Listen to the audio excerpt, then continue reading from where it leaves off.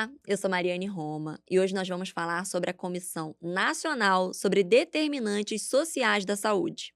E para me ajudar nesse assunto, eu conto com a presença da Paula de Castro, que é doutora em saúde coletiva. Seja muito bem-vinda, professora. Obrigada. Professora, começa contando para gente qual é o papel da CNDSS na promoção da saúde da população.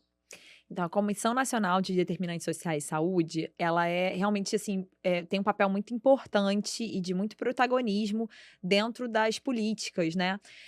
Principalmente relacionadas aos determinantes sociais de saúde, que é uma linha de pesquisa da epidemiologia social, tá?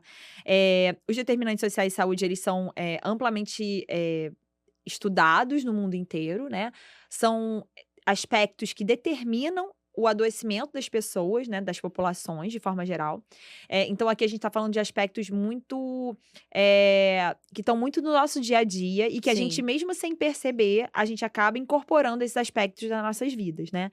Então, essa comissão nacional, ela é presidida pela Fiocruz, né, é uma comissão que está dentro da Fiocruz, ela que é presidida por alguns membros importantes da comunidade nacional, né, de epidemiologia, e eles, de fato estudam, de forma muito aprofundada, né, fazem relatórios, estudam os indicadores, fazem, de fato, assim, análises muito, muito interessantes sobre, como essas doenças se distribuem, né, ao longo do nosso território.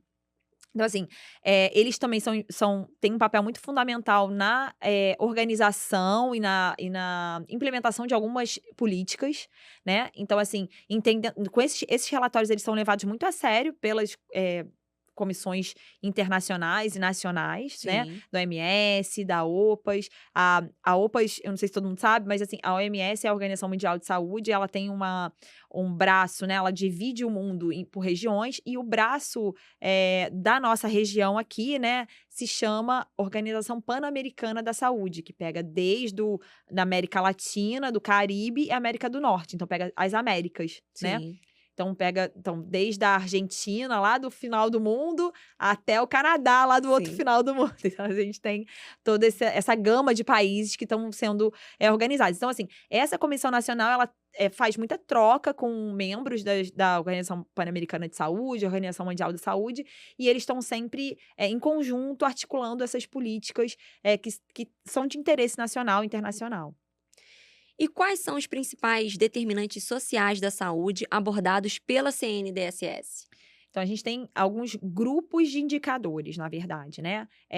Eles têm até um formato, né, eles fizeram toda uma organização ali, e eles têm até uma figura que são muito que é uma figura muito utilizada, né, ela foi desenvolvida por autores muito importantes da saúde coletiva, né, e ela vai tratar, de vários níveis, né, de aspectos. Então, assim, desde o nível individual até o nível coletivo, a gente tem ali uma gama de aspectos que estão incluídos. Então, ali a gente tem, por exemplo, do nível individual, a gente tem a educação, a gente tem a habitação, a gente tem acesso ao trabalho, né, acesso à alimentação, saudável, a estilo de vida, atividade física. Então, aspectos que estão muito relacionados ao dia a dia Sim. mesmo do indivíduo.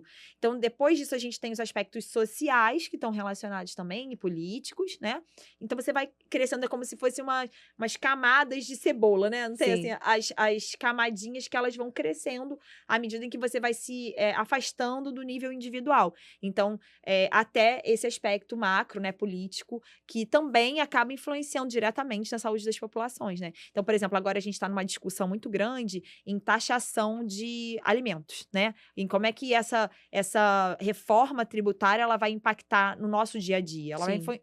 isso está relacionado à questão política, né, do macro ali, um determinante social de saúde macro, que ela vai, se relacionar com o nosso dia a dia. Se a gente tem, por exemplo, uma diminuição de taxa tributária, né, de taxa de imposto, num alimento orgânico, por exemplo, você vai ter uma maior distribuição de saúde para nossa Sim. população. Vai Com ficar mais certeza. barato e as pessoas vão conseguir ter acesso a um alimento sem agrotóxico, né. Então, assim, Sim. isso faz toda a diferença. Você imagina se as crianças, por exemplo, nas escolas, tivessem acesso a esse tipo de alimento, Nossa. né. Então, assim, é muito diferente, até porque a gente sabe, existem já estudos muito, muito, aprofundados a respeito da questão dos agrotóxicos e que eles estão, assim, dizem que, né, assim, existe um fator de risco direto para Com desenvolvimento de certeza. câncer. Né? Então, assim, você imagina se a gente tivesse uma política voltada para alimentação saudável das nossas crianças, enfim, da nossa população como um todo. Então, os determinantes sociais de saúde, eles se preocupam com todos esses aspectos, além dos aspectos ambientais também, que são fundamentais para que a gente possa ter uma saúde melhor. Né? A gente agora está com um estudo muito importante que saiu há pouco tempo, falando sobre a malária e o garimpo ilegal na Amazônia, né? Como que cada vez que o ser humano vai adentrando cada vez mais na floresta, novas doenças vão aparecendo e você também vai criando um ambiente propício para a disseminação de doenças infecto-parasitárias já Sim. conhecidas. Então, é isso, assim, o garimpo ilegal, ele não é só ruim, fica parecendo que é só, mas vai fazer mal à natureza, mas na verdade não é só Tem um isso. impacto muito maior, né? Muito grande, porque ali você tem, por exemplo, eles usam mercúrio, né, para poder fazer ali a extração do ouro na água e tal. Essa liberação de mercúrio, ela vai para a água e ela infecta os peixes e vai para o mar. E depois o peixe vai para a barriga de quem? De todos Nossa. nós. Então, a gente está falando de uma cadeia de circunstâncias e de questões que vão acontecendo e que impactam diretamente a nossa saúde. Então, acho Sim. que é muito importante a gente entender que existe um impacto do ser humano, né, que está acontecendo e que é muito grave. A gente viu agora as enchentes no Rio Grande do Sul, né, e como que foi realmente uma tragédia terrível. Mas, por outro lado, isso teve a ver com o desmatamento da Amazônia, né? Então, assim, uma coisa influenciando a outra. Fica parecendo que são fatos isolados que não vão não vão ter consequências diretas na nossa saúde. Não, eu moro em São Paulo, eu moro no Rio, eu moro no Sul, nada vai acontecer comigo. É lá na Amazônia, não tem nada a ver com isso. Mas não. Né? Sim. A gente percebe que existe uma interação total, né, do ser humano com o ambiente, né? E quanto mais a gente vai desmatando e quanto mais a gente vai acabando com as nossas águas, né, com a nossa natureza, o quanto que isso vai impactando negativamente na poluição, em uma série de coisas. Eu estava vindo para cá, eu estava ouvindo um podcast que falava justamente sobre isso, sobre a questão de como que alguns países estão trabalhando para criar grandes cidades esponja. Eu achei isso super interessante.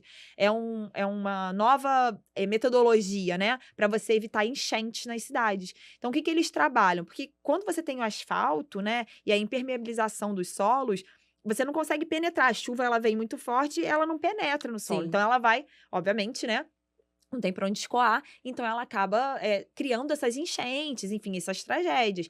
Quando você tem parques em lugares estratégicos, né, e grandes leitos de matas, enfim, dentro das cidades, primeiro que você reduz a temperatura, né, então, assim, os efeitos o efeito estufa, enfim, os efeitos do aumento da temperatura, eles são menos agressivos para o ser humano, né, e ao longo do tempo você tem também essa questão das chuvas que você consegue controlar com essas cidades esponja. Então, olha que interessante. Sim. Como que já tem várias cidades no mundo inteiro, já trabalhando com esse método de cidades esponjas, criando esses lugares justamente que consigam, então, que o solo consiga concentrar, né, e enfim, acaba absorvendo, então, essa água excessiva, né.